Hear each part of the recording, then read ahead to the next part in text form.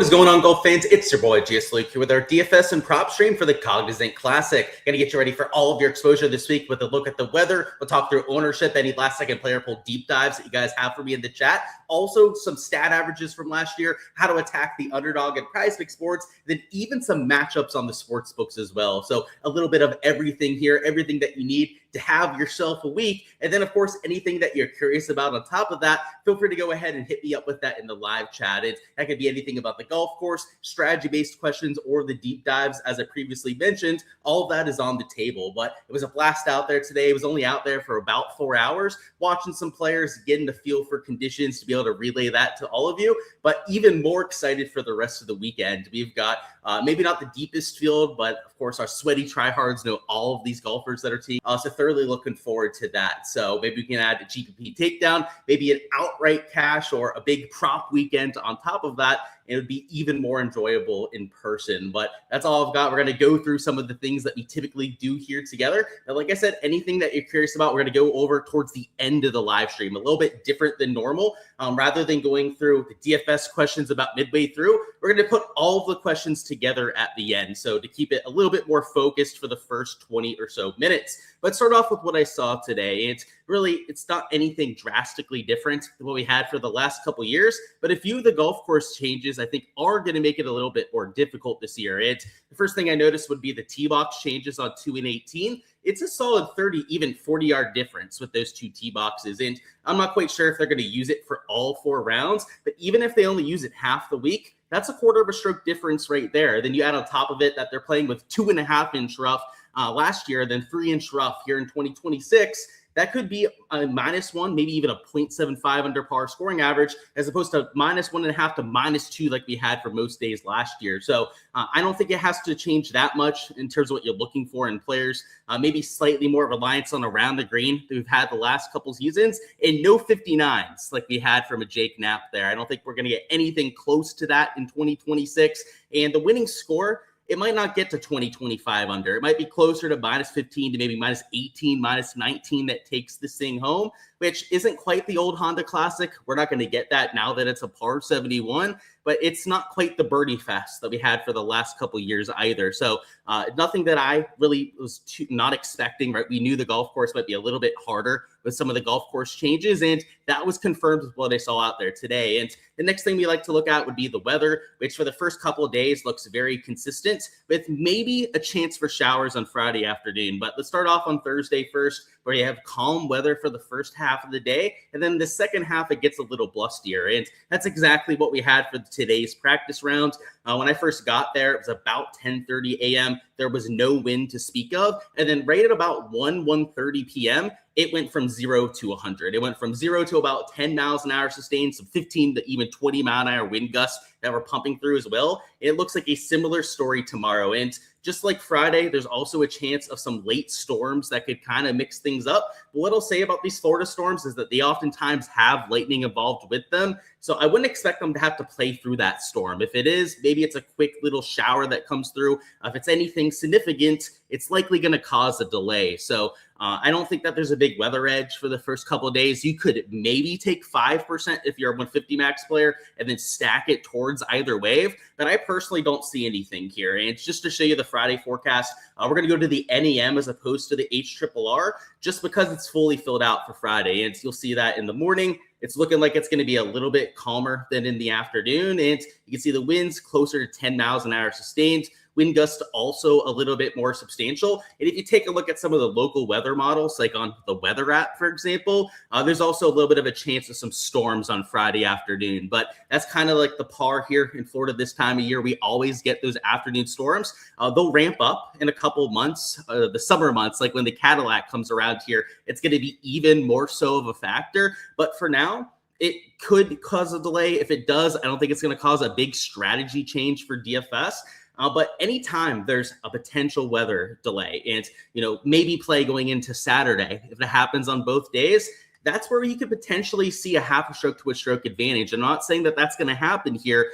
That's why I think maybe playing 5% towards a full stack in either direction is as far as I would take it. But that would be if there was a delay, maybe into round number 3, and then you had some crazy storm that came out of nowhere for that morning. that's really the only situation where I could see it going in either direction. So not a big part of my process. And the one thing I will throw out there for Thursday, though, is that if you're playing Showdown, you want guys playing in the morning. Florida tracks are notorious for having a big morning wave advantage. It has to do with the receptiveness of the greens. They're going to get firmer and faster in the sunlight throughout the day. But then also that wind that goes from essentially nothing to a good 10 to 15 mile an hour breeze in the afternoon could even cause like a full stroke advantage from one side versus the other. And, the reason why that doesn't matter for main slate is that is likely going to happen again the very next day. So I think the place to take advantage of it would be on the single round slate, not so much from your main slate exposure. But our main edge for main slate is going to be ownership, and that is the second thing that we're going to go through here. And we're going to go through the ownership from 8K plus. And really the point of that is to make sure we know where the rest of the field is going so that we can account for that with our strategy, because we know golf's a hard enough sport to predict as is, and especially on a week like this when we're at a golf course with 15 holes with water. And when this was the Honda, it was kind of a well-known narrative, but I feel like I haven't heard it as much the last couple of years. And it's still the case. It is maybe an easier scoring Honda Classic now. A lot of that has to do with it being a par 71. But with 15 holes with water, double, triple bogeys all over the place because of that, you see a lot of blowups with the chalk. You've seen a lot of 25 to 30 percenters miss the cut at this event before. And just because somebody feels safe towards the top end of the board does not mean that they're safe to make it to the weekend. In fact, I can almost guarantee you that of the guys that are over $9,000, these 8 players that I have highlighted right here, that at least, I want to make it somewhat of a hot take, but maybe at least 4 of these guys are probably going to miss the weekend. And that's close to half of them, or almost half of them, that aren't going to be playing.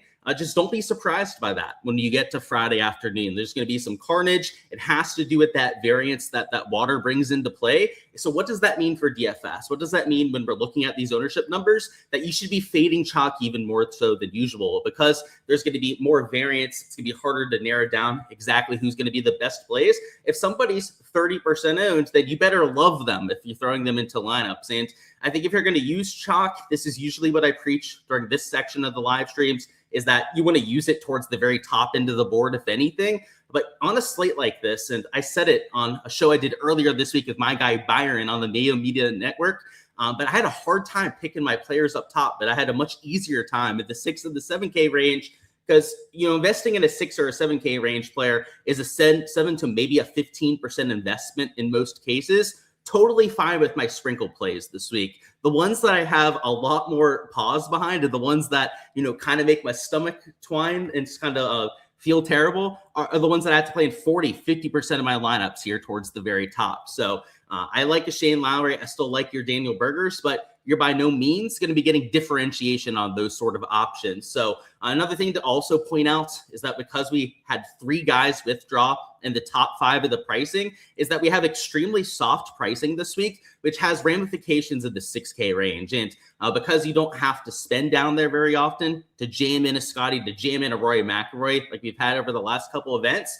the players that are below $7,000 are exceptionally low owned. In fact, the top end of the 7K range, which normally has some guys in that 5% range, the chalk is 2 to 3% ownership on this portion of the board. And you've got a whole bunch of guys that are about 1%, maybe 1.5% owned, that are about the average ownership. And then even some sub 1%ers towards the top end of the 6K range. And that is obviously even more so the case as you continue to go down in the pricing. So if you want to get different with your lineup construction to kind of bring it back towards the top end of the board, it would be to maybe mix in a 6K player or 2, even though it's going to feel nasty. This is a golf tournament where we've had a ton of variance. We've had so many long shots win or get into contention at this golf course over the last 5 to 10 years that you want to be embracing those sort of players to begin with. And if you do that, it's getting you onto a lineup construction that's not going to be as popular. And I think you don't just want to do it with the 6K range guys, but you can also kind of do it with your spend ups as well. If you take a look at the guys that are the top 3 in the ownership, especially, a Lowry, a Gerard, and then a Nikolai Højgaard here, they're at the very, very top end of the pricing. And that is natural because of all those withdrawals as we've had, just condensing it onto the guys that are the most expensive because of that. But go down a little bit further. Look at the bottom end of the 9K range. Look at the top end of the 8K range. they're all at about the same number. They're all at about 15% of all these players that I have highlighted. And if you were to go here, and let's say take 4, even 5 players in this range, and then a 6K range guy towards the bottom, you'd be kind of getting leverage with your spend ups, and then also with your lineup construction and the player that you're taking in the 6K range, just in large field GPPs, large 150 max kind of formats. I'm going to have some lineups that are built that way. And it's just something I wanted to throw out there because when I was hand building, I found it exceptionally low. And I don't think a lot of people are going to build in that fashion. But the more common lineup construction is, jamming in some of these top end players, living in that 7K range for your value plays, and then just not taking shots on the 6K range players like you should be. So you can see the ownership there, but a Lowry's over 30%, a Ryan Gerard as well, Højgaard as well at that number 3 spot. But players like a Thor Bjornsson, Rasmus Højgaard aren't getting that same kind of steam. They're closer to 20%. And then after a Thor, something interesting also happens here is there's not many pieces of chalk here. Like, for example, a Daniel Berger is a little bit higher owned than some of the other guys around him, most likely because of that elite tier course history. It's why I like him myself, but he's only 18% owned. Same thing with a Max McGreevy. He's got really good iron stats over the last 12 and 24 rounds. Also somebody that we bet for a top 20, so I obviously plan on using him in quite a few lineups. Because he's only 18%, and the quote-unquote low-owned guys, like a Davis Thompson, are still 13, almost 14% in my projections, I think you just play your guys. If you have somebody that's maybe a little bit chalkier, I think it's totally fine when it's such a low percentage difference from some of the other players that you have around them. So I think, the 6K range, a good way to get different. 7K range chalk is, I think, where you especially have to be careful this week. And because people aren't spending into the 6K range as much, the 7K range is a little bit higher owned than what we're used to seeing. So we have some players down there that are close to 10, even 15% ownership in the 7K range that unless you absolutely love, you probably shouldn't be using. So for example, I absolutely love a John Kiefer this week. So he's 13.4%. He is a very rare example of somebody that I would use despite that kind of ownership. A David Ford is not that sort of ownership, but let's assume that he would have been like 10% at $7,100. I'd probably still be okay using a David Ford if that were to be the case. But you have other players in this range that are also at that 7 to 10% mark that I wouldn't be willing to use because they weren't stands of mind on a Monday. So you've got to love the pieces of chalk if you're going to jam them into lineups. And ideally, if you're trying to round off your player pool on a Wednesday, make it some of the lower owned counterparts, and especially as you go further down in that pricing. So that's the ownership from 8K plus. If you guys want to see the entire spreadsheet with all of the ownership for the bottom end of the board and also projections in my entire player pool for this week, you guys can find that on my Patreon page. There's a link in the description of the video to go out there and check that out. The Golf DFS tier is how you guys get access to this. And when we go through the player pool deep dives a little bit later on, which by the way, if there's any players that you want my thoughts on, we're going to go through those after we go through the prop and the betting section together. But for those in the chat, we're going to have recent form to go through, all the events from 2026. You got course history, last 24 rounds of shots gained metrics, also the last 12 rounds there as well, to give you an idea of exactly how these guys are playing. So maybe, it's a player, maybe even a couple players that you want my thoughts on. I'll give you a rating 1 out of 10 on how they're setting up for the week to help you make that decision for tomorrow. But that's what we have for DFS. The next thing that I want to go through is going to be the prop and the betting side of things. So let's go ahead and shift gears to that. I know maybe a little bit of a different setup than normal, but just how I'm feeling like I'm doing it this week. I think it's a way to keep it a little bit more focused so that we're not just jumping from topic to topic as much. But let's go through the prop and the betting section here. So last year, you can see the averages from the Cognizant: minus 1.6 scoring average, birdie average of 4.4 per round. Bogey or worse average was a little bit under 2.4 per round. Fairway average, a hair under 8. And then the green average, about 12 2/3 per round. Now, I think that these are going to be relatively accurate, but I do think it's going to be slightly more difficult. And that's despite the conditions being pretty much ideal from the weather perspective. But with the rough being a little bit more substantial, also with them adding about 50 yards to the golf course, I'm going to put the predicted scoring average at about minus 1.25 to maybe minus 1.5. So not a big difference, but maybe like a half a stroke harder at worst compared to what you had last year. That means the birdie average might drop a little bit, maybe to like 4.25 per round. The boogie or worse average, maybe at worst, goes up to like 2.5 per round. But as I stated, these should be relatively accurate based on last year heading into 2026. But fairway average would not expect to move that much at all. The green average also perhaps gets a little bit worse than what you had last year.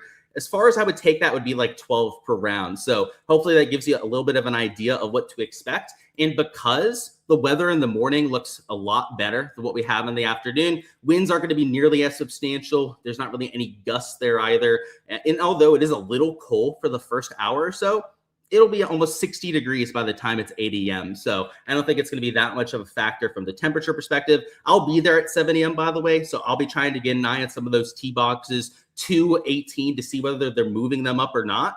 But I'll be running with that minus 1.25 to minus 1.5 scoring average. So what I did for a majority of my exposure is I took morning wave players for positive stance plays, because although I do think it's going to be a little bit harder, I still think the morning guys are going to get after it. And until I see the golf course actually playing harder than it did last year, I don't think I'm going to take any fades. But for the PM wave, when the winds are going to kick up, when the course is also going to get a little bit drier as the day goes on, I could see myself taking some overs on some round strokes in the afternoons, maybe some unders on 4.5 birdies for the right sort of player. If that rough being longer, like a few players have mentioned in their interviews, actually ends up being a factor. So I'll give you an idea of a few of the props that I took, though. And most of these have bumped from their original lines. So just know that you're maybe not getting the same exact payouts as what I did. But one of the slips I took was an over on Davis Thompson and over on Rico Hoey on greens. Now, I got them where they actually favored to go under earlier in the week. So they were multipliers towards the over. Davis Thompson was 1.05x towards the over, and Rico Hoey was 1.09 or 1.07x towards the over. Either way, vastly different than what you have right now. And when they first dropped the lines, they just made absolutely no sense. They had almost all of these guys favored to go under 12.5, when you could see the average last year was 12.6 per round. Now, I do think that rough being longer at the 50 extra yards does make a slight difference, but these aren't random Joe Schmoes and Rico Hoey or Davis Thompson. Rico Hoey, just for reference, was the number 2 green regulation player on tour last year. Davis Thompson, no slouch either, was a top 40 player in the category. So you're talking about guys that are better than average on regular PGA Tour events, let alone in a weak field event like this that has some lower tier talent, especially towards the very bottom. So these are guys that I have projected well over that average. So even if it is 12 to maybe 12.25 per round, those are guys that I have at 12.75 to 13 for their projection. So that's why I had them projected towards the over. Unfortunately, because they have those multipliers on it, maybe like the Hoey one's not the best one to take, because especially because that multiplier is nasty. I also got McGreevy. He was also a heavy multiplier towards the over. But as of right now, you can see that he's at the very worst even money. So the multiplier is maybe a little bit more stomachable on that one. So if you took that, you paired it up with Davis Thompson, because the payout multipliers are better on underdog now, it's still 3.12x. So I would say as of right now, if you were going to tail some of the green and regulation leans that have already entered, that those two would probably be the best way to go about it, even though it's not as ideal as what you would have gone if you guys were a part of my Patreon page. Golf prop and betting tier, by the way, is how you get access to anything I'm doing on the betting side.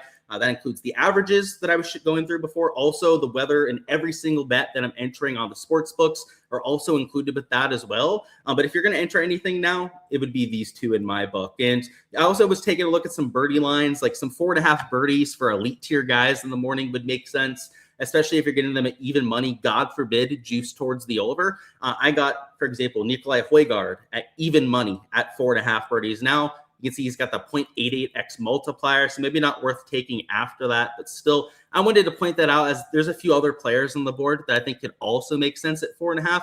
Again, you want an elite tier player in the category that's playing some decent golf. Those would be the main two boxes I'd be trying to check with players in that category. And then also you can go to round strokes, because I think the scoring average will stay around minus 1.5, especially for the first half of tee times when the winds are going to be low. There are some players on here that you could take to shoot -2. So, for example, let's see, an Aaron Rye was somebody that we got at even money on the Patreon page for the under at 69.5. He is 0.86x towards the under now. So once again, I would stay away from that after the payout changes. That's a drastic change from getting him without a multiplier as we were able to there before. But there are other players on the board that at even money or even with a slight multiplier towards the under might make sense to take in this kind of a scenario. So, for example, I was kind of line shopping some Nico Echeverria. I didn't play it myself, but he's that morning tee time, and he's somebody that I bet outright this week because he's a relatively good course fit.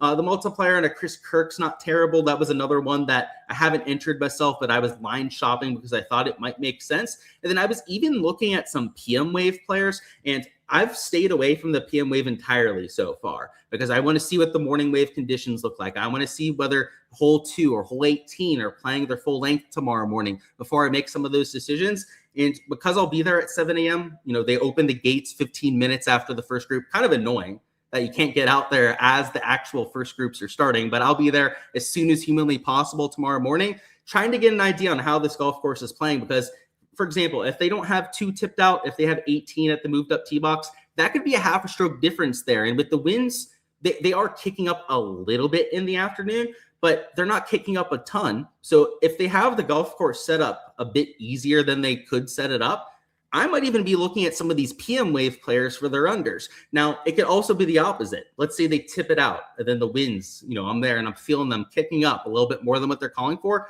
There could also be a lot of fade value to be had in the afternoon. So I think that the thing that is underrated with a lot of people on betting golf is the ability to go out there and live bet and obviously adjust for conditions live.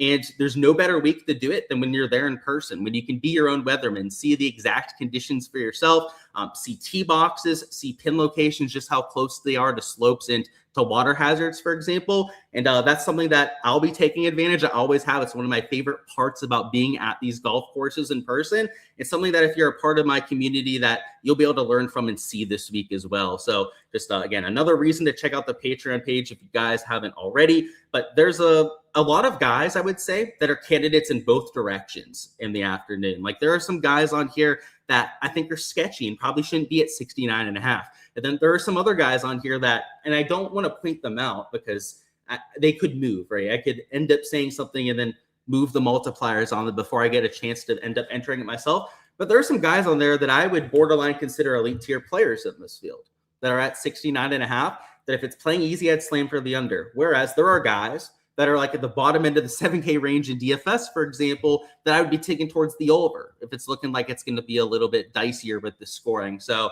I would say be flexible is the best way to attack this sort of a board. And by the way, Underdog with the payout changes is by far the best site to play on at this point. I've considered Better too, because Better has slightly better multipliers to what you have on Prize Picks. But Prize Picks at this stage is like unplayable. Like with the 2.7x for a correlated slip, 2.6x for a fade slip that's correlated, it's like either you have to anti-correlate just to get a quote-unquote fair payouts that is 0.5x less than what you're getting on Underdog. So I just want to, I guess, point out maybe a category that I'm going to be keeping my eye on. And I'm not even sure if I'm going to be able to get exposure to it, though, just because of some of those correlation rules. But what I want to look at and what I want to point out to you guys would be some of these overs on bogeys for the PM wave players, because the average was 2.37 per round last year, but I think that might go up a bit. You have some wind, you have the longer rough, you have slightly longer hole, especially at 2, where you could be making a bogey relatively easily. If that goes up to 2.5 per round, I'm not going to name the names because, again, I don't want the lines to pump before I get a chance to enter them myself. But obviously, do your own due diligence, go through the board, and you'll probably be able to find the same guys that I'm looking at for overs at 2.5 here that are sketchy bogey and a half avoiders. If you think the average is going to be about 2.5 per round, then somebody that's grading out as a below average player in that category would be a value towards the over. So I'm not going to point out the name. I will say it's on the bottom 2 rows that really stands out for that I'll probably be trying to find a pairing for. And unfortunately, because it is a fade, I don't even know how I'm going to get it paired up properly. Maybe I'll do a holes played prop where we can try and get somebody to make the cut where it's not necessarily based on conditions, or maybe even an under, God forbid, maybe an over. Who knows? If we can find some value in that direction for one of these birdie or better matchups, to try and get it to a 3x payout. Because, just to show you this, right? If you took 2 overs, and these aren't the ones I like, these are just 2 random players. If you had 2 overs and it's that 2.6x payout, it's almost an entire unit difference compared to what you're getting on the Underdog side. And, before it was already an issue, you're already getting worse payouts in comparison. now it's such a big difference that I don't know how you could play on this site with a clear conscience at this point. So that's what I want to point out with the prize pick side, and some potential fade value, that, and even for some strokes overs for PM wave players in the right circumstance. But the last thing I want to go through would also be a few bets on Hard Rock Bet that makes sense. And it's going to be will be a full tournament matchup. Then one's going to be a round one head-to-head. So we're going to start off with the full tournament matchup, and that's going to be Chris Kirk versus Matt Wallace here. And it's going to be Kirk that I like at -125. And if you guys saw my content, if you're a part of my Patreon page, you guys would know I'm pretty high on Chris Kirk this week. He's a past winner. He also has really good iron play over the last 12 and the last 24 rounds. Whereas Matt Wallace has been struggling a bit. He didn't even play that well in the DP World Tour his last start out. He's lost a bunch of strokes off the tee, and it's been accuracy issues that could really be problematic at a course with water in play on 15 of the 18 holes. So give me that more positional player in a Kirk, especially over an entire tournament sample size. And that's what we have on this bet, where Chris Kirk, you can kind of just play that steady golf, hopefully get us to like -10 to -15. And then, hopefully with enough blow-up holes off the tee, Matt Wallace isn't outpacing him there. So that would be the one bet that I have on that one. Let's not leak my account information there if we can help it. And then let's find the other prop that I wanted to take. So it was an Eckroat, who I think we have to scroll down to the bottom to find. And I'm not going to click it because it'll bring up the sign-in information again. Just, I guess, a new feature on Hard Rock Bet. I don't know how they thought that one was a positive one, but it's Eckroat at -115 that I like versus Beau Hossler. And the reason why I like Eckroat is also the course history. Is another past winner at this event.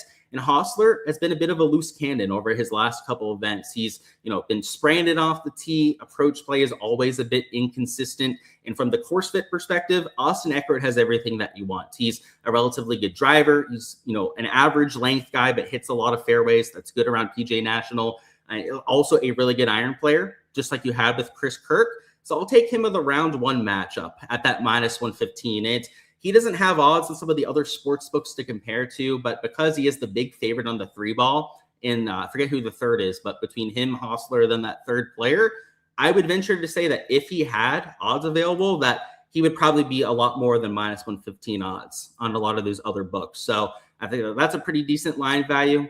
I think it's worthy of taking Kirk at that -125 as well. These aren't the only matchups that I've already entered at this stage either. In fact, I've also got a whole set of outrights. We got 8 outrights for this week. You guys may have seen some of those on our preview that we had earlier this week. Also, I've got, I think it's 7 first-round leader bets that I've already entered as well. And here's what I'll say about the first-round leader market. And maybe I'll give you guys, we'll go over 2 here that I took for that as well. Is you want AM guys. Like, very obviously, you want guys going off in the morning. I think it could be a half a stroke to 1 stroke advantage. Just from memory, almost all of the first round leaders that I can remember have come from that side of the draw, including Jake Knapp's 59. So like a Keith Mitchell might make sense for that. And golly, anytime I click these, it's just going to bring that up, huh? But yeah, Keith Mitchell at +4,000, somebody that could make sense for that. At other sports books, I think he's closer to +3,500. So you can even call that like a slight line value. But even if you go out to these guys at like plus, 10,000, 100 to 1, some of these pure long shots, you find me an AM wave player that's got some upside. Like yesterday, Byron was trying to talk me into an SH Kim first round leader. In fact, I tailed that myself. He also was trying to talk me into a Sam Ryder first round leader, and he talked me into that as well. I think there's some long shots that you could take at 100 to 1 there too, like those 2 that we just pointed out. So I know we said we were going to do 2, but I guess we'll make it 3 of the first round leader bets. But that's what you guys can find on the Patreon page. There's a whole bunch of different pieces of exposure, not just what I'm entering, but also the rhyme and reasoning behind it as well. With every single play that I'm getting to, I'm giving you guys all the stats, the modeling, the value compared to the other sports books, and why it's worth playing on that pick'em site.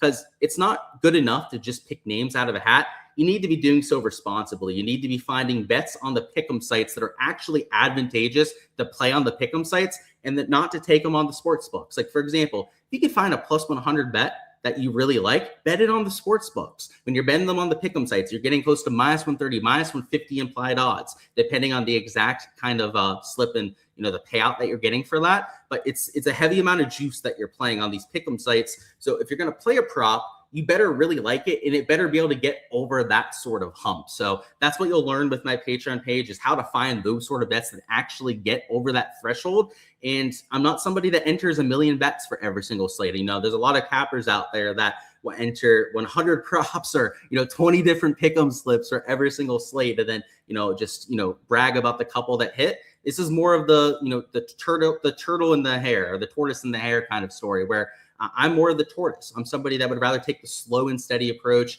grinding out the long-term ROI and doing it the right way, rather than just trying to spike big wins every once in a while. Then, like I said, bragging on Twitter like they do that every weekend. That's obviously not the case with a lot of those cappers.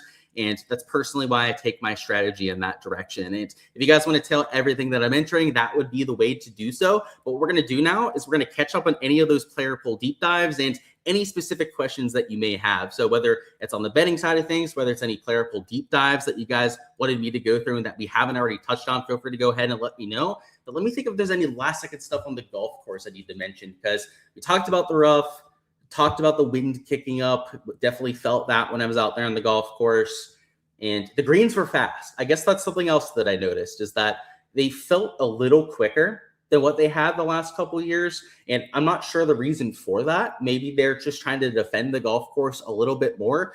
But some of the amateurs, and it was mostly the amateurs that were struggling with it, were hitting the ball 10, 20 feet past on putts at times. And I know that's kind of common with the pro-ams and the players that aren't used to it, but even some tour players were hitting it 4 to 5 feet past the hole, which is common at golf courses like Riviera and what you had at the Genesis, but not so common at golf courses like what we have this week. Florida courses, they tend to have the greens at a little bit more of a respectable average pace, because the winds can really become problematic. So I guess that's the one thing that I haven't mentioned. And I guess that's about it. Yeah, golf course was set up exactly how it had been the last couple of years. Left of 4 is out of bounds. That had been the case ever since they made it the Cognizant. Left of 10 is also out of bounds, internal out of bounds on those 2 holes. That's separating 10 and 18. They just don't want people taking it down 18 and I guess creating an angle that way. And yeah, that's the only wonky stuff that I can think of. That, and then the new tee boxes at 2 and 18. But let's see if there's any of those questions. Like I mentioned, I do have a 5:45 a.m. start time tomorrow, so that's when the first alarm is. So we're going to try and end this one a little bit earlier than normal. But by the way, guys, make sure you guys subscribe if you guys haven't already. Also, like the live stream if you guys haven't already as well, because we're also going to be doing live streams for rounds 2 through 4. So it might be a little bit hectic. The timing is going to be a little bit more variable this week, just because I'll be there in person. But after I get home, after I get settled with putting together all my projections, we're doing the same thing for showdown and props for Friday through Sunday. So make sure you stay tuned for all of that. Cheers to you, Jay. Welcome on in, my dude. The first one to get in there. What's going on, Jose, as well? He said you got some overs on birdies for Zalatoris and Lowry. He said both top 25 on the birdie average. Trust it's a lock. No such thing as a lock, but I like what you're doing in general there, especially because you have a process on those 2. I think that the sample size must be 2026 that you're using on those 2, especially for Lowry to be top 25. So just be a bit careful, just because there's only been like 4, even 2 to 3 events for those players so far this season. But yeah, if you're going to pick anyone, like those 2 are 2 of your top 15 players in the field. So I think you could do worse than those 2, especially because Shane Lowry is in the AM, and I believe Zalatoris is too, but I'd have to double check on that one. You got Keith over at 68.5 at -140. Is that worth? And you said they bumped it to 69.5. So he's an AMT time, and I personally really like Keith Mitchell this week. So I personally don't agree with you on that one. I don't necessarily think that those odds were off. Like, he probably should have been favored towards the over at 68.5. But like, I don't think it should have been like -200 or like -250 in that direction. I think like a 55% hit rate towards the over, maybe a little bit lower than that, makes sense. And that's essentially exactly where they have them. So I would probably even be taking the under at plus money on that if I could have. He's just such a good player in round 1. He's won here before. He's got 2 other top 10 finishes. That's why I'm a little bit more bullish on him than most this week. What's going on? He said, Lucas Surgical AF. I appreciate that, my dude. He said, would love a deep dive on McGreevy if possible. You seem not to be able to get away from him this week. I'm right there with you, man. And let's go back to the spreadsheet so that we can do that full deep dive on McGreevy. He's somebody that I bet this week because of his consistency with the irons. If you go to the last 12 rounds, he's been a little all over the place, a little bit inconsistent, which is so unlike what we've seen from him in the last 6 months. Because if you zoom out to the last 24, you see the McGreevy that I'm mentioning, the one where he's gaining a third of a stroke off the tee. He's gaining a third of a stroke per round with the approach play. And then the only category that he normally is into the red on would be that putter. He's not the best short game player. But on Bermuda grass, this is the big thing on McGreevy on why I bet him for the top 10, top 20, maybe even why he had that top finish, the top 5 here last year, is look at the stats on Bermuda. He's about a half a stroke gained per round on that surface. That's 2/3 of a stroke better per round than his 24-round baseline. So even though he is losing about 0.2 strokes per round over the last 24, you give him the 0.65 strokes there, and that's a half a stroke gained per round. He does that and then continues to gain like a stroke tee to green. That's a top 10, a top 20 finish right there. So that's kind of the calculus that I used to get to the bet this week on those two markets. But yeah, for DFS purposes, I think he sets up quite well. Has the course history, has the course fit, and the longer term stats, the short term stats, a bit of a red flag. You can't ignore that. But the longer term stuff is more important, and the stuff that's more favorable, I would say.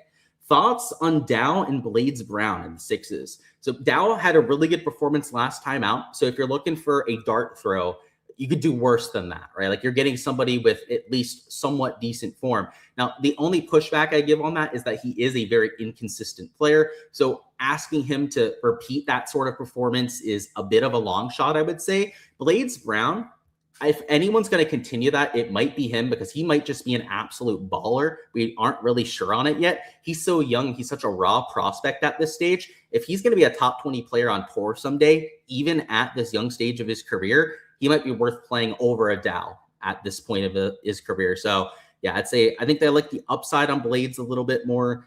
The only thing I'm going to critique Blades on, and granted, this was him on the range. Wasn't even playing a practice round. He definitely wasn't in competition. So that's why I'm adding this asterisk. But the guy takes forever to hit the golf ball. I was trying to get a video of him on the range just to, kind of have it to look back at afterwards, see what parts of his move I like and what parts I don't like with his golf swing. I had to sit there for 5 minutes of him just yapping to his coach, changing all these different things about his setup before he went out there and hit it. I don't necessarily think that he's playing well right now. That's kind of what I took from that conversation and how much he was getting feedback from his coach.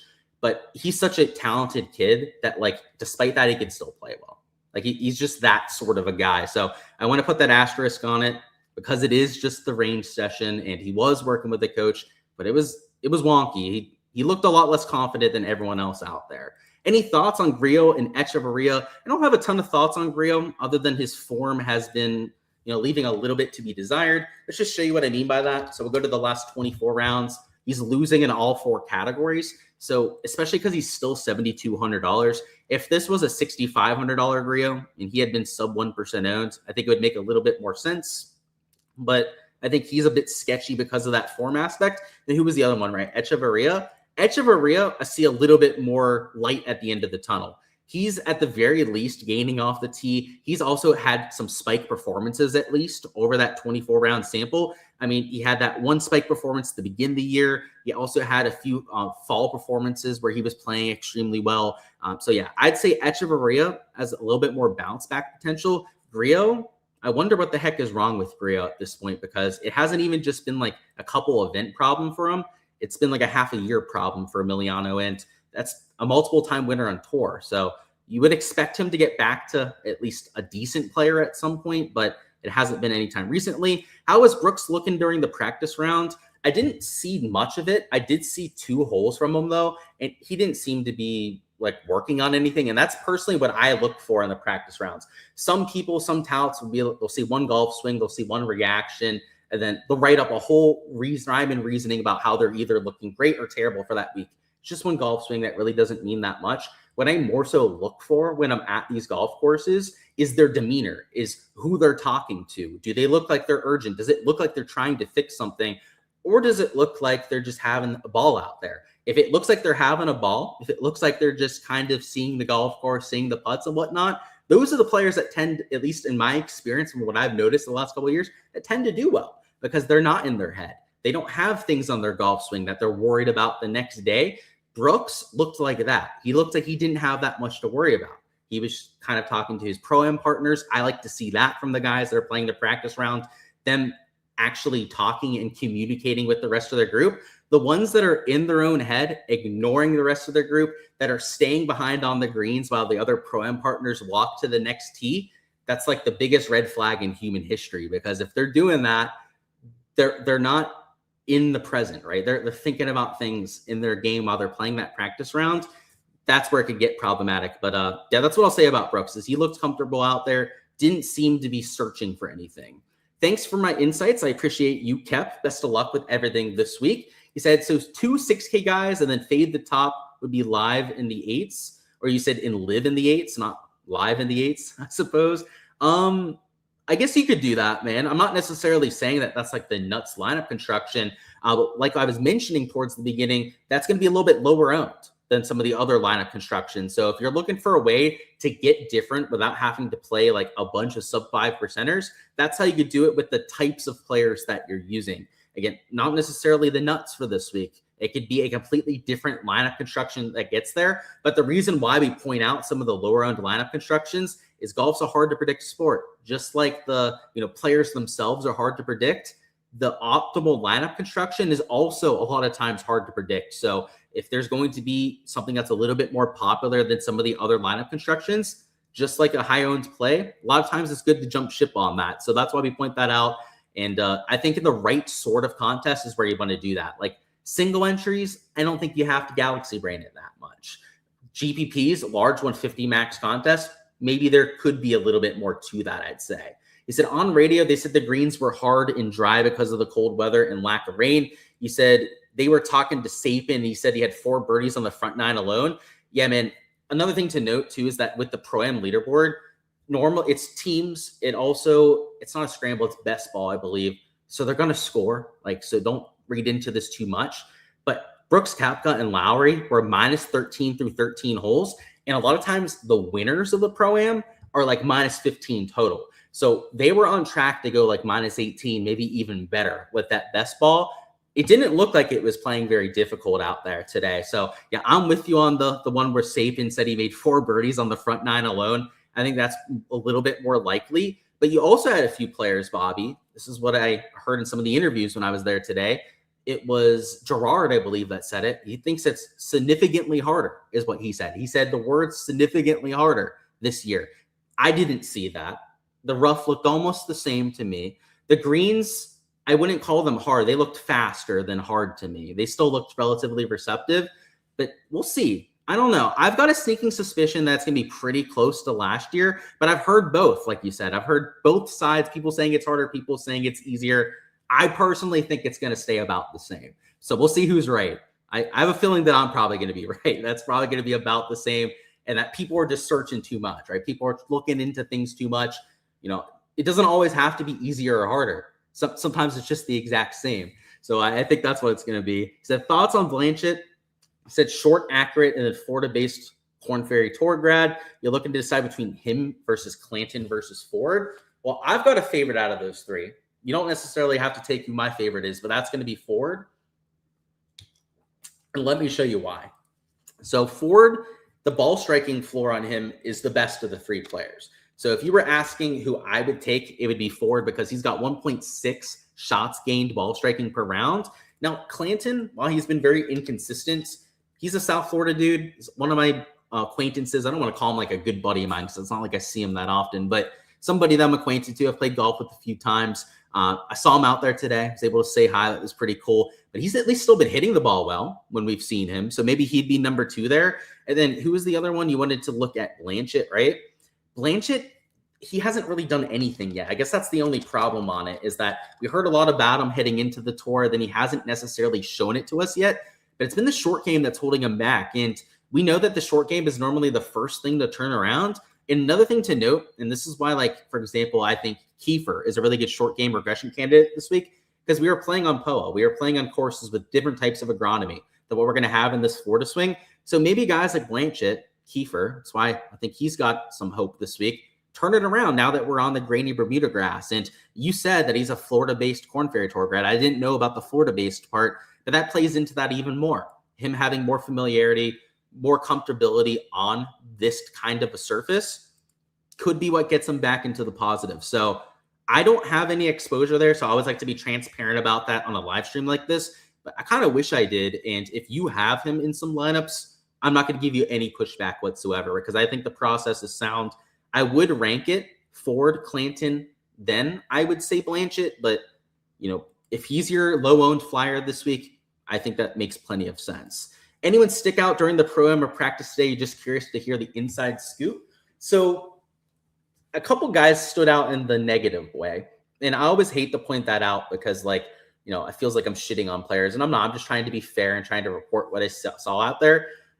Davis Thompson actually hit a shank today. I'm not even sure what the verb is for that shunk. He hit a shank on 11 into the water. That wasn't great. I actually got it on video, which is even worse.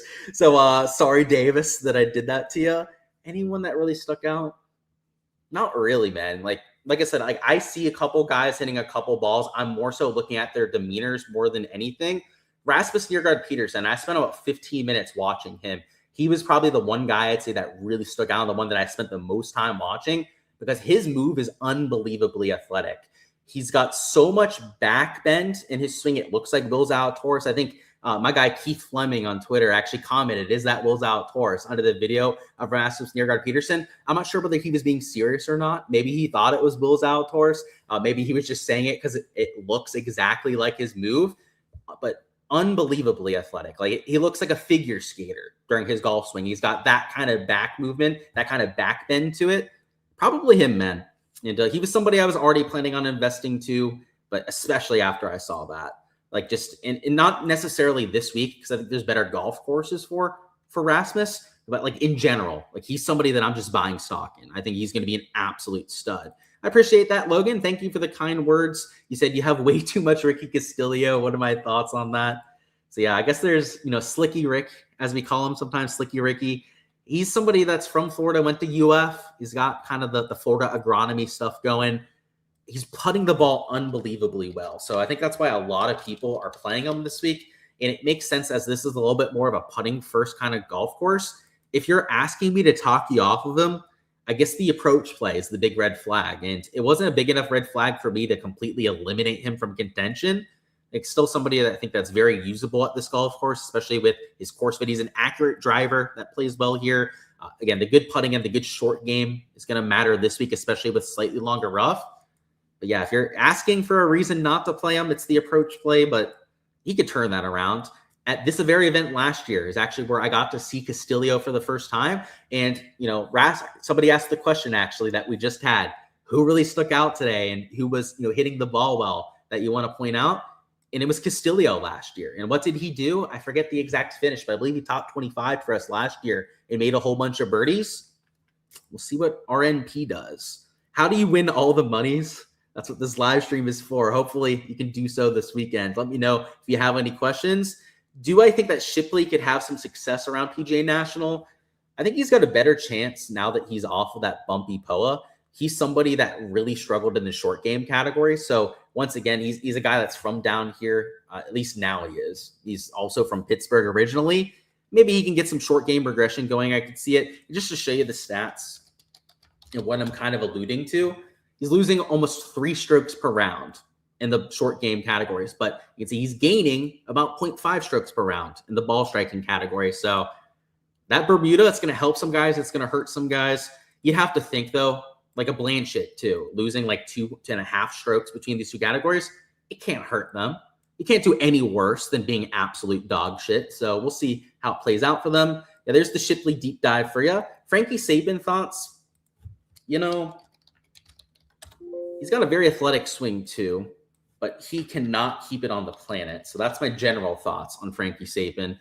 He's gaining with the putter recently, and then, losing ball striking. I don't know if I can do it. This is just a little bit too of a positional golf course. If this was a wide open birdie fest, then I could see sneaking in 5% of Frankie Sabin just as a high upside, low owned flyer play in my 150 maxes. But this really isn't that style of golf course. So yeah, I don't want to talk too much crap on him because he does make a lot of birdies. I think in a 150 max contest, you could sneak him into a few lineups, but I just personally prefer a few other guys towards the bottom instead. You mentioned some stuff on Blades Brown before, but he kind of looked like he was searching for it on the range. Any thoughts on Joel Damon? So he does fit the more positional golf course as well, which would be the case with the PGA National.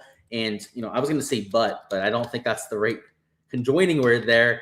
But he's also hitting the ball well. Like if you take a look at it, he's gaining off the tee, losing on approach, but he did have that one spike week at the Farmers. And go to the last 24 rounds, so you zoom out. It's a very similar stat profile where he's gaining off the tee and then losing with the approach.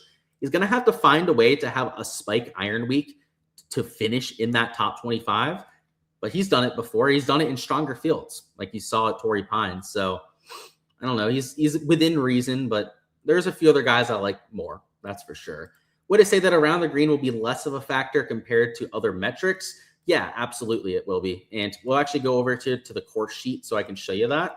So the reason why around the green has mattered less the last couple of years is the winning score and the top 20 average.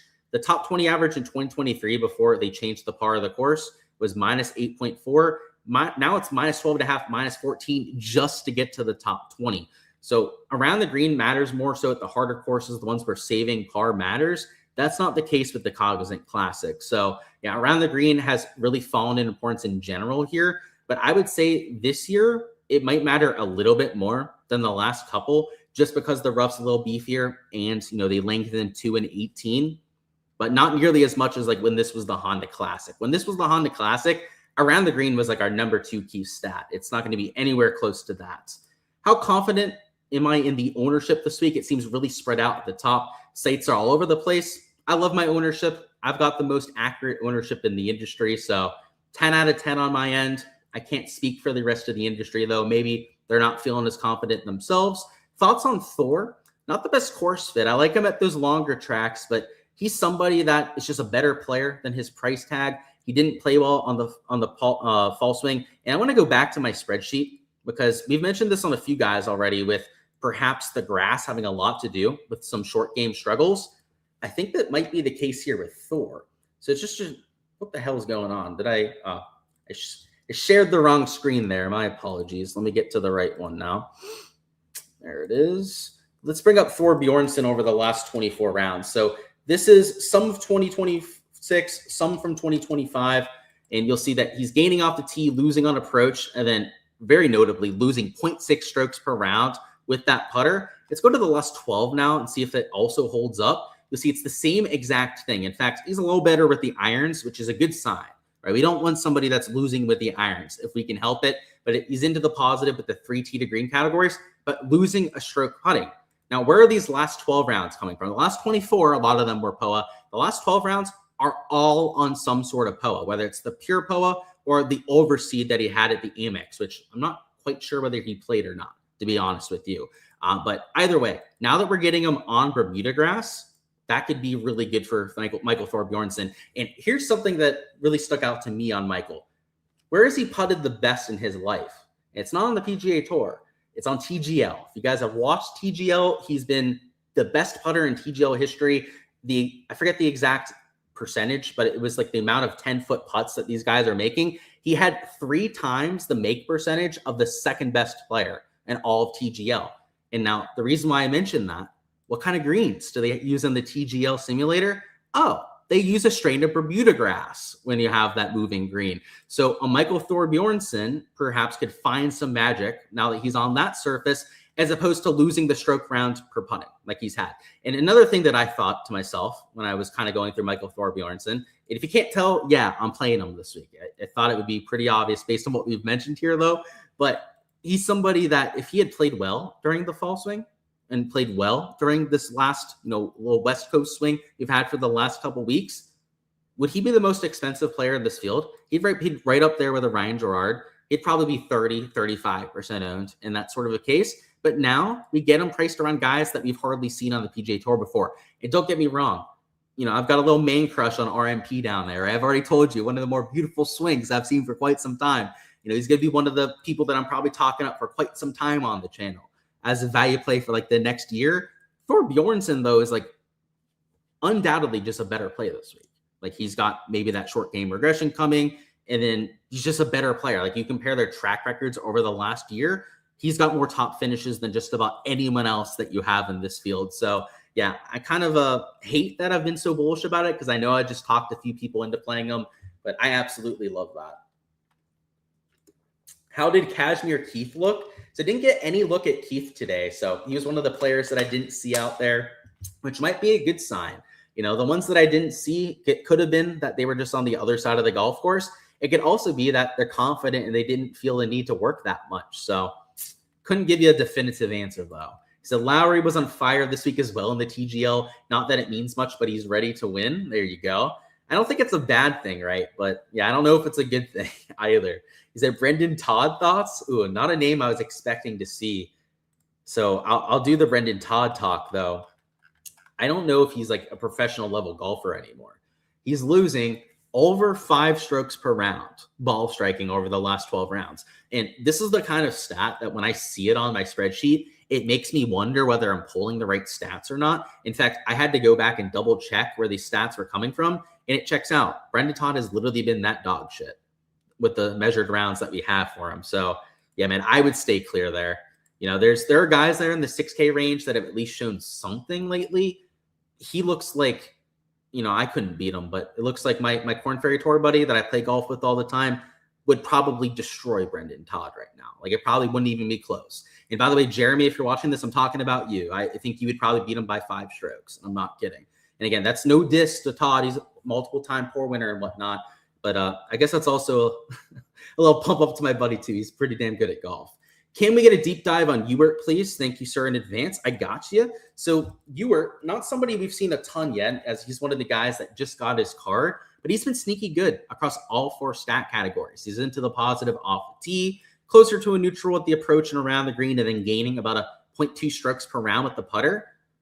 Comparatively, his form is so much more consistent than all the other guys around them. And if you're looking for a little bit of a deep dive, a long shot towards the bottom, that's low owns, he's well within reason for that. And, you know, he's not somebody that I've used in my player pool. I don't think that means that's a bad thing if you're using him yourself. But yeah, now that I see it, I kind of wish I had some. I'm not going to add him to the pool as I've already got my lineups done, but I like what you're doing there. You're having trouble with a one and done pick. He said, is Clan super insane or forward? Yeah, those are insane one and done picks. But if you pull them off, you're going to be the only one that has either of those 2 players. But yeah, realistically, man, especially because this is such a weak field, you might as well use one of the top tier guys, because the top tier guys in this field aren't going to be top tier guys really any other weeks this year. So I would go with somebody that's probably at worst like 40 or 50 to 1 for that. Those kind of guys that are like in the 100 to 200 to 1 range might be getting a little bit too cute, I would say. You've got 0 research, but you're riding with Garrett Higo. Hey, he loves himself some Malbon golf attire, so you could do worse than that. I like him. He's got the flow going as well, which obviously the hair is not as long as it used to be, but I'm getting a haircut this week, so I won't have any flow any longer. Do I think that's a good idea to set a rule to only use 2 up top that have the really high ownership for large field GPPs? So you're talking about like Gerard, and then I guess you could even include Lowry, maybe a Nikolai, and then that's probably the only 3 that you could include in that. I don't think you need that kind of a rule. I think the rule that you want to set on an optimizer, if you can, is a product ownership cap, just because you can still play some chalk up top if you're taking the right kind of pivots in the 6 and the 7K range. So if you have that functionality, maybe it's cumulative ownership that you have on the optimizer that you're using. Either way, that's the better way to approach it in my book. That's how I do so on my optimizers. So that's what I would recommend that you do too. It's what I found the most success with. Deep dive between Berger and Seabez. So I did a bit of a Berger deep dive earlier this week, but if you're looking for course history, you're not going to find much better than Berger. Not just the 4th, the top 25 last year, but he's got a couple other top 5 finishes as well before that. Let's go through the Seabez one too. So Seabez doesn't have the same kind of course history, but what Seabez does have is some of the best recent form of anyone in the field. So it's mostly been the putter. In fact, his short game really carrying him over that sample size. Not that that's necessarily a problem. Like, it's okay to have a good short game. Like, you can be a short game specialist on the PGA Tour. It's just that the ball striking is normally a little bit more reliable. So if you were choosing between the 2, the pick for me is Berger, because he's a core play for me. The course history, he's also hitting the ball well. And again, that's the more sustainable, the more consistent part of golf. So that's why I trust him a bit more. Both are decent options, but yeah, that's my take between those two. The thoughts on Hodges. So another guy is putting unbelievably well. So just to show you this, is gaining 1.12 shots gained putting per round. It's a bit of a putting contest. And just to show you the modeling stats that I have towards the right, number 2 stat this week is putting. So if you're looking for putters, like that's okay at this sort of event. Now, the question we have to ask ourselves, and this is why putting at number 2 is a little bit misleading, is are we looking at the right putting? Because these guys were putting on POA. They were putting on POA overseed. Now we're getting them on pure Bermuda grass. And let's see how Lee Hodges is on Bermuda. Actually, don't know that off the top of my head, but we can just double check it here. He's also pretty good on Bermuda, though, gaining about a half a stroke per round. So, yeah, I think he's a 7 out of 10 this week. Can't tip my hand on whether I'm playing him or not, but that Bermuda being solid kind of takes away that red flag in my book. Jesper Svensson, deep dive. Not sure if I spoke about him already. I did not, so totally cool if we go through him a bit here. So let's bring up Svenny. We've got 2 in the field, but Jesper is the one on the talking table here. Losing on approach, not great. The losing 1.2 around the green, I can get over. Like that feels like there was probably some negative variance or some like chipping into the water or something like that likely caused that. The iron play, though, has to turn around. If he can do that, I think this could be a decent week for him. I would put the course fit, though, at like a 5 out of 10. Like I personally think there's better courses for Jesper, especially the ones that are longer that let you hit the driver a bit more. I think the overseed situation, making it a little bit less penal off the tee, does help the case for some of these bombers like him. But with him losing strokes on approach, it would be different. If he had been hitting the ball well, like I could probably get over the fact that he's not a great off the tee fit. But when you add the bad off the tee fit and some struggles with the most important category that we have in golf, that's why I'm going to keep him on a 5 out of 10, which for somebody that's getting some ownership is why I'm trying to go in other directions personally. He said, watching other content, some guys are on my guy Clanton. You said you hope they're right. Yeah, I love Clanton. I mean, I'll be rooting for him this weekend. Here's what I'll say about the Clanton thing. Because, yeah, I saw some love out there too, which I think is understandable given that he's from South Florida.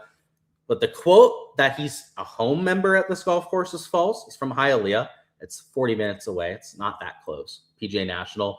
And he's been playing horrendous. Like, I'm a Luke Clanton guy. I've died on that ship the last 6 months of him not playing well. Now that we're in Florida, I think he's got a better chance to turn it around. He's, of course, very comfortable going to FSU, being from down here on this type of agronomy. But am I expecting him to just flip the switch right away?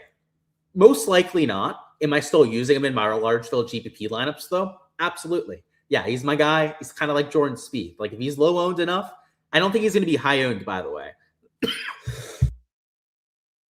Just because he's in some other people's content, I don't think he's going to be over like 2 to 3% ownership.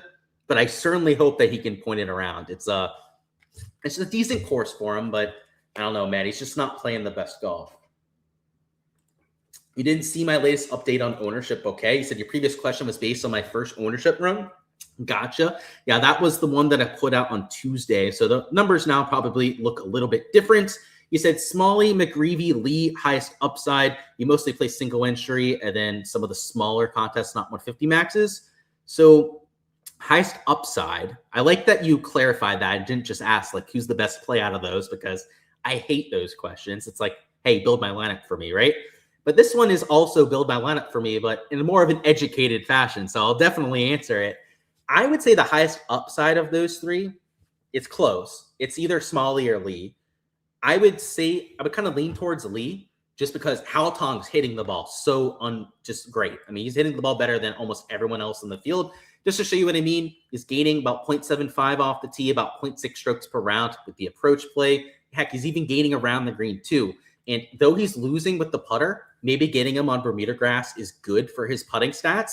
The unfortunate part is, though, is that because Hal Tong has mostly played his recent golf on the DP World Tour, we've got no idea how he putts on Bermuda grass these days. So, unlike some of the other players, like an Eckroat or a McGreevy, like that we know is good on this surface, he's a bit more of a wild card. So, yeah, we'll say highest upside is Lee, but, the lowest floor is also probably Hal Tong Lee, because his missed cut equity might even be the highest out of those three, too. So, yeah, I just gave my thoughts on Clanton. Let me know if you need any more, but I'm, what's the word for it? Cautiously optimistic is what I would say. Like I could see it, but I don't know if I've got that much confidence in it. Like he's been playing I mean, he'd tell you he's playing dog shit. Like he's just not doing his thing. And he said Willie Z too. I got you in a Willie Z deep dive, as we haven't talked about him quite yet. If I could get rid of this, we could control F it the right way. Also, his name's not actually Willie, it's Will, right? So if we could type that correctly, it would also help. Why is this not control Fing? Anyways, we'll just do it the old-fashioned way and find him on here. Gaining ball striking, also gaining around the green, and then losing about a half a stroke putting per round. This is the most on-brand Will Zalatoris stat profile that we've ever seen. We know that he struggles on the greens. He's got the yip kind of stroke going, the one that you want to kind of blind yourself so that you don't contract it just by watching.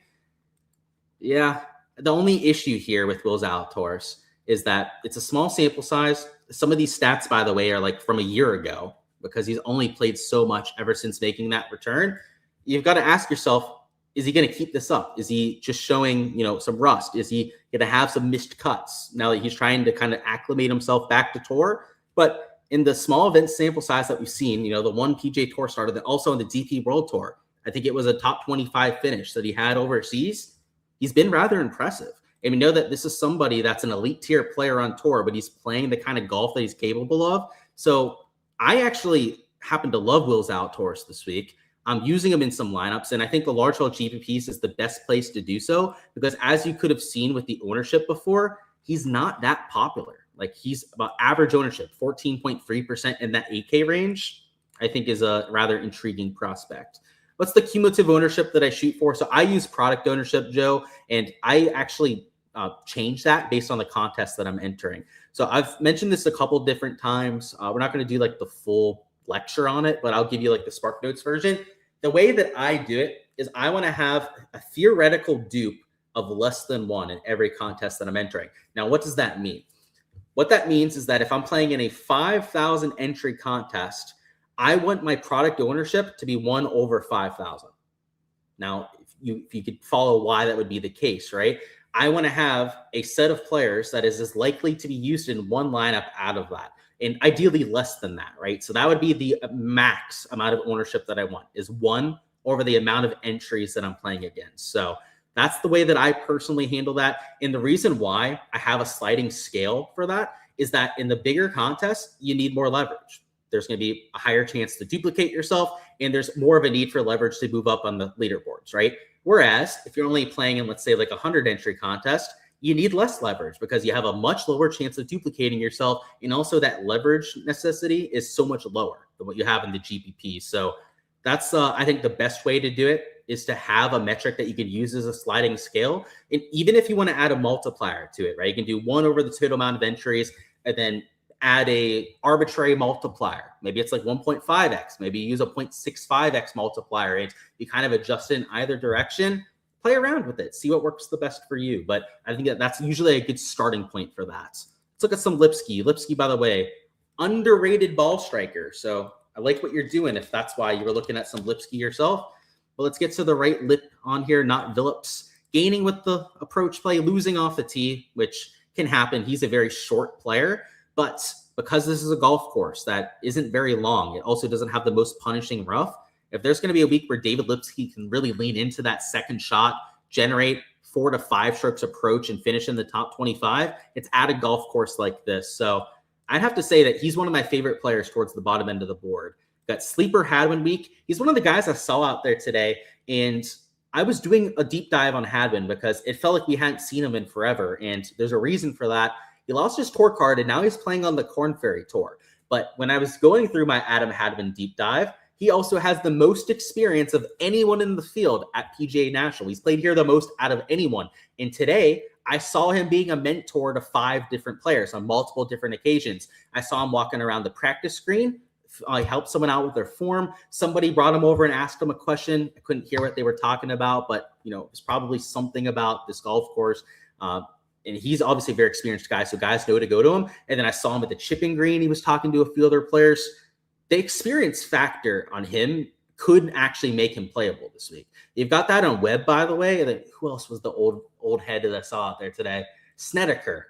Snedeker's played here so much that, like, It's a very strategic golf course when the wind blows. If it ends up being a harder weekend than what they're calling for right now, maybe. That's the kind of scenario where those kind of guys could get there. Of course, Greg, I got you. Let's look at Putnam too. So Andrew approached him, as my guy DGen75 used to call him. By the way, one of the better nickname artists in human history, not just in PGA DFS. My guy James, losing with the ball striking, but he did have that one top finish on the West Coast swing. What was that?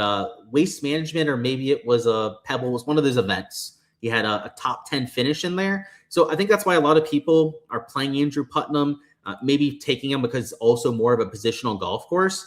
But those ball striking stats, man, it just makes the modeling this week so negative on what I'm running personally. So he's not my favorite play. Yeah, I'll just leave it at that. I was going to add a little silver lining, but yeah, he's not my favorite play.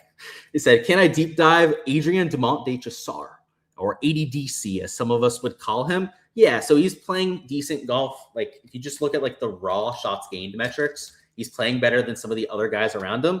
So actually, not really. He's still losing strokes over the last 12 rounds. I know it's a bit better over the last 24. Actually, not even. He's still losing over that sample size as well, about 0.7 strokes per round. Yeah, just like the last play, I've seen some love for ADDC, and I don't quite understand it. It's just not somebody that's popping as much of the metrics that I'm looking at. He does fit the more positional golf courses, so that could be why some people are looking at him. But with this kind of form, I mean, he's only gaining off the tee over the last 24 rounds. I mean, look at some of the other guys around him, like Lipsky, for example. Like, he's personally the one that I like in this range a bit more. Those are the guys that I'm landing on instead. He said, great show yesterday, by the way, on the Mayo broadcast. I appreciate that. It's always fun talking to my guy, Byron, one of the better dudes in the industry, and obviously very sharp, and I learned quite a bit from him. He said, yo, Luke, did I see Jimmy Stanger at all today? I did not. I was not really looking out for him either, but I did see him in the field. And by the way, guys, I need to show you this because I thought this was a mistake. There's like no way that this could have been the case. But look at these ball striking stats. 1.6 strokes lost per round on approach. 1.6 strokes lost per round putting. And by the way, this is a 24-round sample. This is like a massive sample size. Let's go to the last 12 rounds, though. What are the last 12 rounds? This is the one that made me question reality when I saw it. He's losing 6.79 shots gained approach per round over his last 12 measured rounds. Yeah, I didn't see him out there. Kind of wish I did so I could have checked on him to see how the golf swing looked. But yeah, he's kind of on that Brendan Todd trajectory where I'm not even sure whether they could beat my buddy Jeremy at this point. But that's all I've got, guys. I'm going to go ahead and cut off the live stream there. Best of luck with everything that we're going with for this week. The rest of the content can be found on my Patreon page. I've got the spreadsheet from before. That's with the golf DFS tier. Also, all the bets that I'm taking, first round leaders, bets, underdog and prize picks props, you name it. That's on the golf prop/betting tier. So you guys can find that via the link in the description of the video. Other than that, smash the like button if you guys haven't already. Let's pump up those numbers, get this out there to even more people. And then make sure you subscribe to the channel if you guys haven't already, so you guys don't miss any of the live streams to come for rounds 2 through 4. They're going over Showdown, also props and betting for the next few days to come. And because we'll have boots on the ground, I'll be there even longer than I was today, the next 3 or 4 days. So it'll be a lot of information that we can pick up on and hopefully leverage to our advantage over the next few days. So stay tuned for all of that, and see you guys over there on the Patreon page for a little bit more content this evening.